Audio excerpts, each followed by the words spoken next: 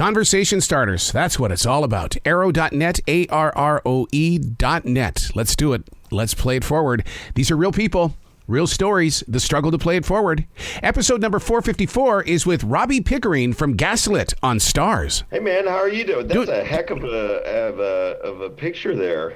What is that? Well, it's acoustic, which I study Native American spirituality, and that acoustic is where, like, if you have somebody that, you know, it's like if you're having a bad day or there's somebody that you don't like to be with, you go up and you touch them with acoustic, and it's like a game of tag, and now it's their turn to come and touch you through a game of coup.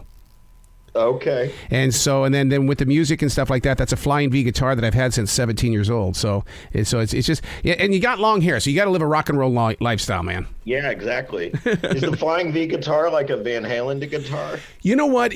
What I love about this flying V is it is like it doesn't look anything like Eddie Van Halen did, but maybe a Michael Schenker kind of a flying V. And cool. So it really has, and it's got a lot of attitude in it, in the way that I'll never forget that. First of all, when you play a flying V, it takes balance, because it's not like a regular guitar where you can rest it on your hip or you've got, you know, the strap and stuff. You have to learn how to get used to that V, because that V is a pain in the butt, is what it is. Awesome. Now, what are you sporting an LA Dodgers hat for, man? Are you a fan, or you just love the hat? I live in LA, and I love the hat, and I love the color.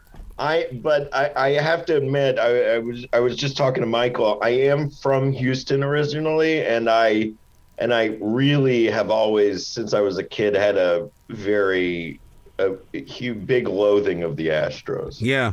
So whoever is any team but the Astros is what I'm for. I love what you guys are doing on Gaslit, and you're part of this generation that is proving that there are two ways that you can get great entertainment. Sure, on the big screen in a theater, but man, on that flat screen, that quality is amazing. Yeah, it's I've seen it on both. I've seen it on a big screen theater, and just on the regular TV. And our DP, our cinematographer Larkin Siebel, did such an amazing job, and it just to me it looks beautiful, and it looks totally immersive, like a 1970s environment should look. Don't you think, though, that these series and things like that we're binge watching, it has really slowed down storytelling in the way that now we can embrace the entire story, and we don't have to get done in an hour and 45 minutes? Yeah, sometimes. I mean, I think a lot of the times, like, I see a lot of things that as a writer, that I can tell were meant to be features, or they were features, and then somebody kind of converted it into an 8-episode TV series. And so they always feel like they have this long middle part. But to me, yeah, it's just a different kind of storytelling. You can tell true subplots and go off on tangents with characters and things like that, and not just stick with one character the entire time, and really make it more of an ensemble. Yeah, because what it's doing is it's creating water cooler conversation. That's what we call it in radio. I mean, you can be with a group of people and say, "Do you see Gaslit last night?" Don't tell me. I don't need to. And so you're going, "Oh, come on now. I got to talk about this." Yeah, Gaslit is one of those shows where at the end of every episode there is kind of a like, "Oh my gosh, did that thing just happen? Did that really happen?" And you got to look it up, and you got to see if it really happened. And I'd say 90% of the time it did. So there's some really weird stuff that happened back then, just as there's weird stuff happening today. I mean, some of the stuff that I'm seeing in the January 6 hearings now, it's like, man, if I wrote this, people wouldn't believe it. Right.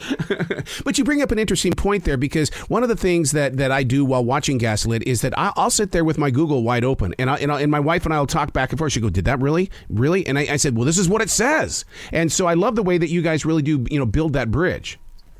Yeah. We try to be. We try to depict events as they were, try to be as faithful to the facts as we can. But to us, there's a difference between the facts and the truth. And our job as artists, and we're not documentarians. So, the show really has a point of view, and is trying to speak to something beyond just, oh, did this really happen or did it not? But what does this say about us today?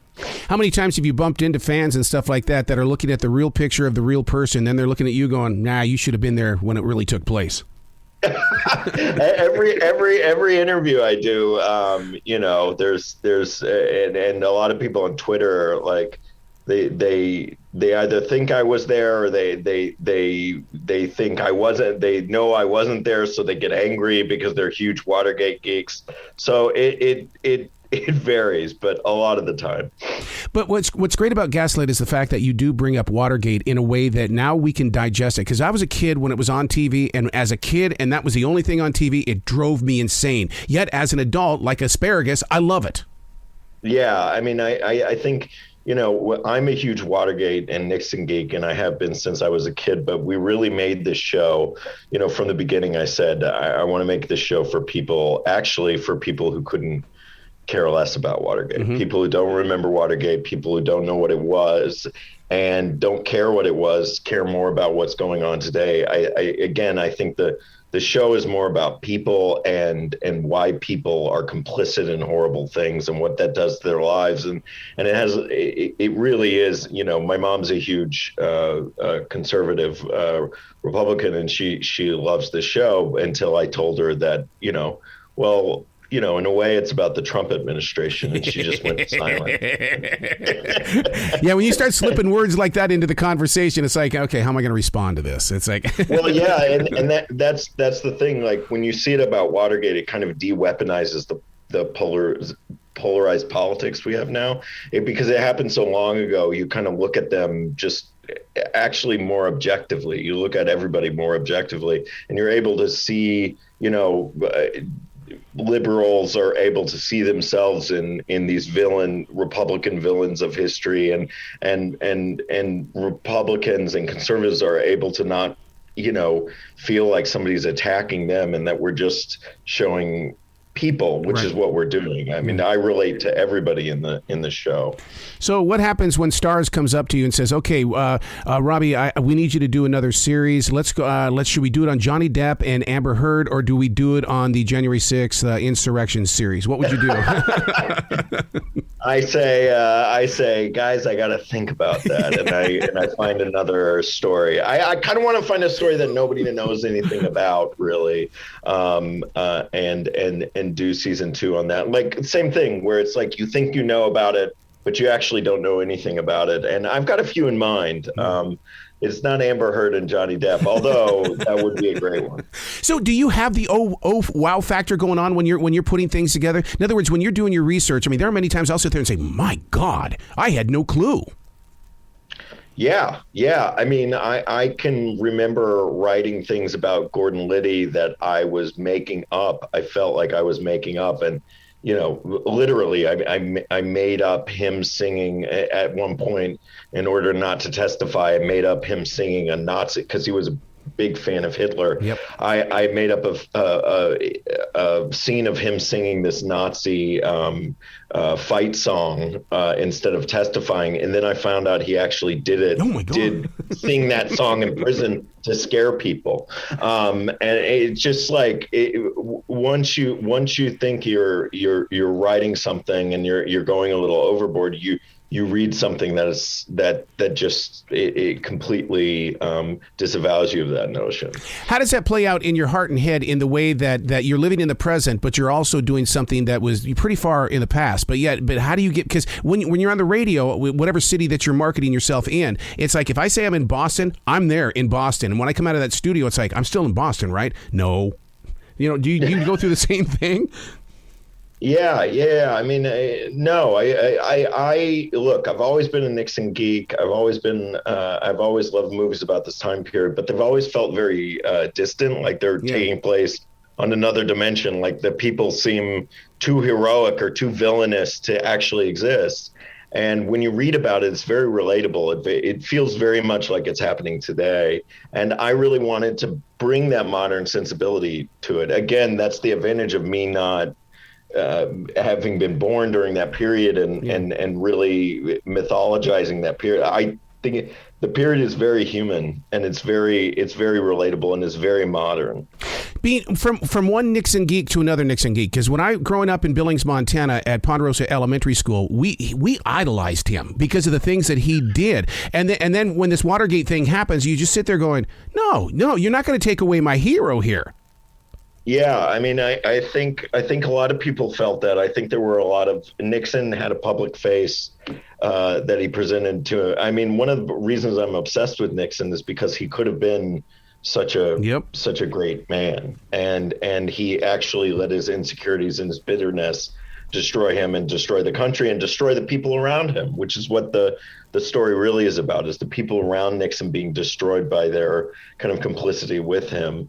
And yeah, it's, the crumbling, the show tracks the crumbling of the Mitchell's marriage, the marriage between Julia Roberts and John Penn, which tracks perfectly with the crumbling of really the public's trust in the presidency. So like when you've got somebody like this, like a Richard Nixon and things like this, because it really, in all honesty, to a lot of the people that grew up in the 1970s, this was a pivotal moment in the way that how will the presidents of the future act and react? Do you think of that when you're doing Gaslit in the way that how did we get here when we were once here? I think there was always this undercurrent of corruption. Yeah. And look, people say history repeats itself. Every time one of these scandals happens, they say, and this corruption at a high level, they say history repeats itself, as if history is doing the repeating. It's really people always have the same weaknesses and the same proclivity to be complicit in horrible things. They're very relatable reasons why people did this. They felt valued by somebody in power. They were ambitious. They wanted to prove themselves. They're very human reasons. And so I don't subscribe to the notion that there was any one point where suddenly, America lost its innocence. I think that we always have these tendencies within us. And the good thing is that even within the best of us, there's the capacity to be complicit in things that go against our morals. But even within the most flawed of us and the most sinful of us or whatever, like Martha Mitchell, is the capacity to be a hero and tell the truth. So that's the positive side of that. With everything that you're doing with Gaslit, are you an archaeologist or are you a teacher? Oh, I don't think I'm either. I think I'm just I'm an archaeologist or a teacher. I think I'm kind of an idiot making a story, trying to show people a different side of my kind of dummy side of the way I look at history. So I guess sort of a teacher, but that would imply that I'm smarter than students, and I assure everyone I'm much dumber than them. Wow. Well, dude, you got to come back to this show anytime in the future. The door is always going to be open for you. I'd love to. Man. And sorry to any Astros fans out there. I didn't mean to really... I have a love-hate relationship with the Astros. That's us with the Carolina Panthers. So, we love them, we hate them. Well, you be brilliant today, okay? Okay. Thank you so much.